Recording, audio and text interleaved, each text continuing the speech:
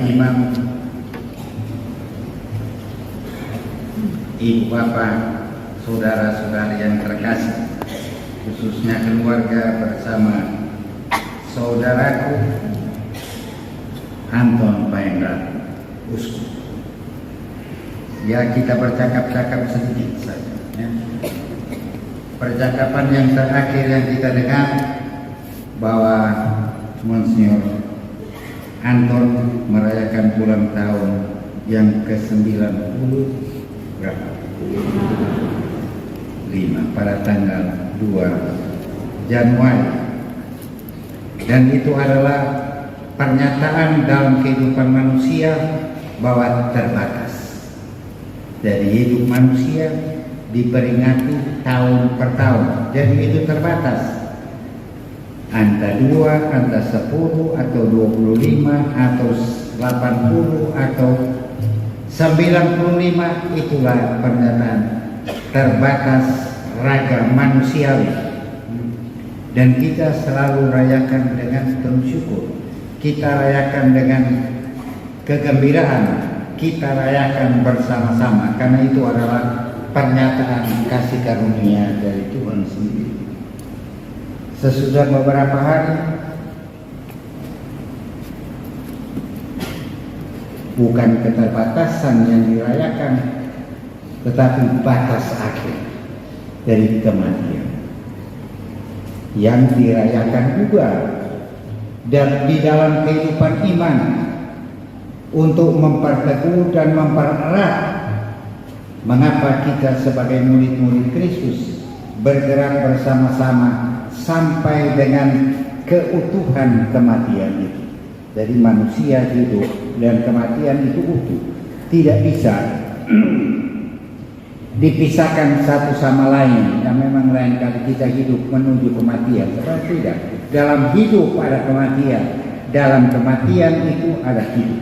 Di situ kita bergerak.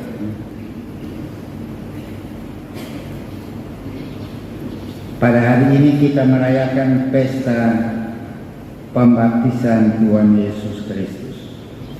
Yesus, dia menyelaraskan, menyesuaikan diri dengan perkembangan semasa, di mana orang-orang berbondong-bondong ya untuk datang bertemu dengan Yohanes Pembaptis untuk menerima sesuatu. Mereka dipermandikan karena merasa sesudah mendengarkan apa yang Yohanes sampaikan bahwa mereka harus berbalik. Mereka harus membuat metanoia, melakukan satu perubahan pikiran terhadap perjalanan hidup mereka. Mereka bertobat.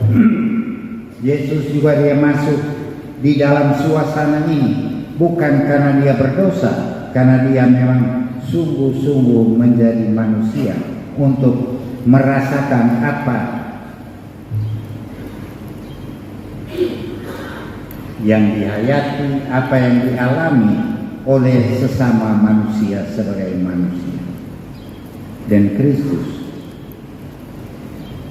tadi kita mendengarkan dalam Injil pada saat dia keluar dari air, suara dari surga, dari langit,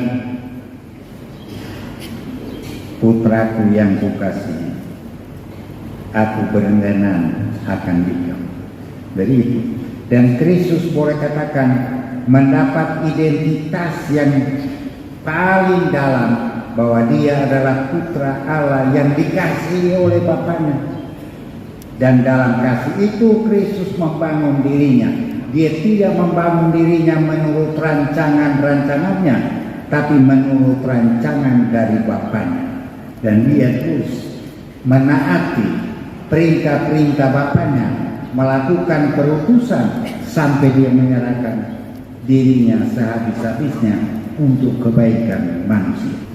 Kristus sebelum melakukan pekerjaan di umum untuk melakukan, dia mendapat satu pengakuan ilahi dari Bapaknya, engkau putra, engkau berkenan padaku. Dan dengan demikian Yesus berkata, dia menjadi orang beriman yang pertama, ya, menjadi orang beriman yang pertama.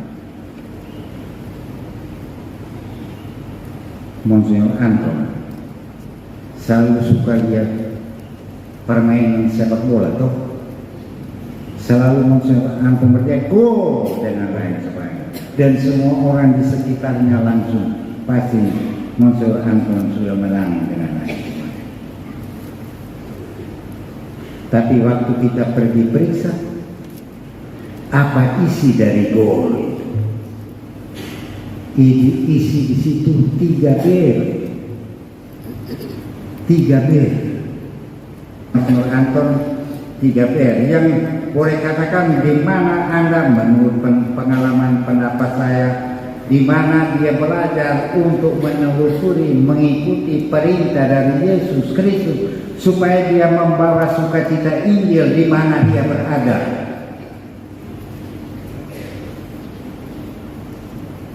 Supaya orang-orang berpendidikan, orang berkedudukan, orang berpengaruh.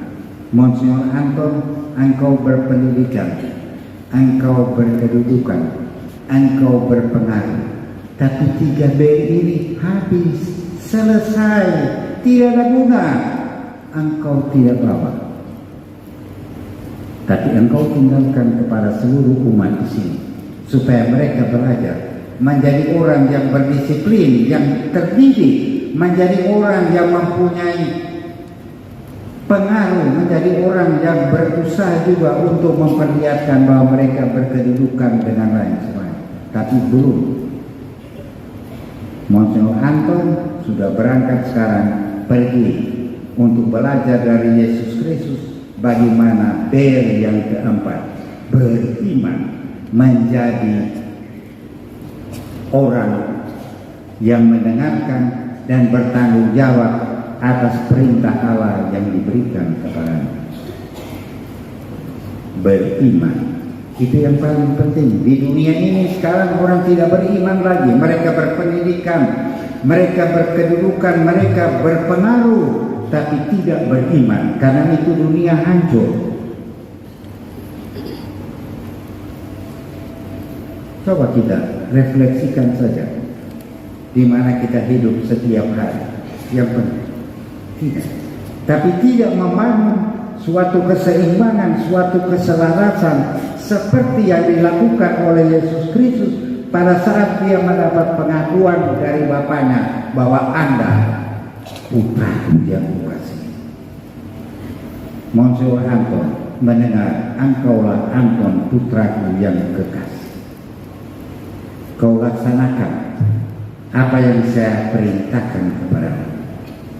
Monsignor Anton, sekarang ini saya tidak panggil lagi Monsignor Anton. Saya panggil Monsignor APR. Monsignor Anton APR, Monsignor APR. Tentu saja kami semua berterima kasih kepadamu atas segala apa yang Anda sudah lakukan sebagai manusia yang terbatas untuk menghadirkan perintah Allah di dalam Yesus Kristus, supaya kita juga belajar untuk menjadi orang beriman, bukan saja berpendidikan, berkedudukan dan berpengaruh, tapi beriman, orang-orang yang sungguh-sungguh seperti Kristus, mempunyai persahabatan, hubungan yang erat dengan Bapaknya, dan berkenan juga di antara manusia, membangun hubungan, membangun jambatan dengan manusia. Dan itu yang menurut hemat saya dilakukan oleh Uskup APR. Sekarang ini apa sedang terjadi di Indonesia? Orang berebut-rebut untuk berjuang semua untuk menjadi MPs. Ya, tahu MPs? Tahu. Untuk menjadi anggota parlemen itu bawa Anda ke surga. Itu yang kita harapkan, kita kemarkan bersama-sama dalam pergumulan dan doa-doa bersama-sama terakhir dengan Bapak Uskup APR. Apa kepanjangan dari APR? Bukan, salah. Yang memberikan untuk merukunkan, menyatukan supaya orang mengerti. Dan maksudnya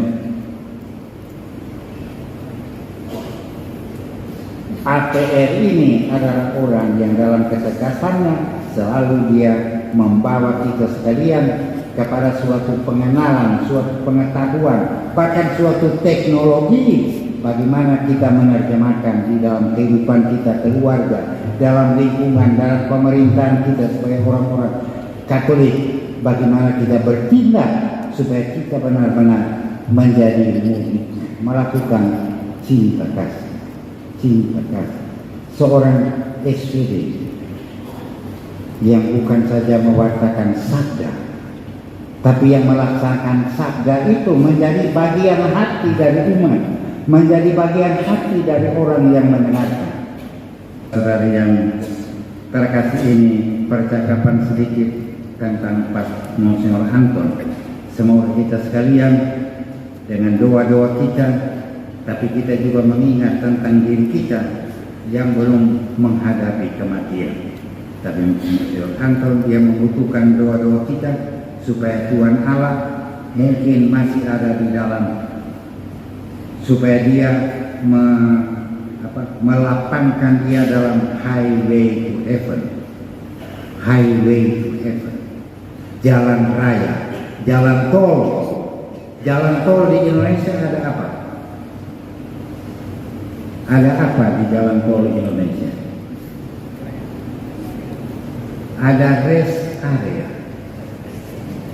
Nah, orang Katolik lain kali dia highway to heaven, lain kali dia terlalu capek dengan lain tidak bisa, jadi dia singgah sedikit di tempat rest area alias api pencucian. Nah, itu yang membutuhkan doa-doa kita supaya muncul Anton yang pergi, dia manusia yang juga punya kekurangan dan lain-lain, supaya kalau dia di rest area supaya cepat di rest area, supaya dia langsung highway to heaven bersama dengan Tuhan yang dia namakan ECV. Maranatha, datanglah ya Tuhan Yesus, untuk menjemput saudara aku pulang rumah. Selamat jalan, Monsignor Anton.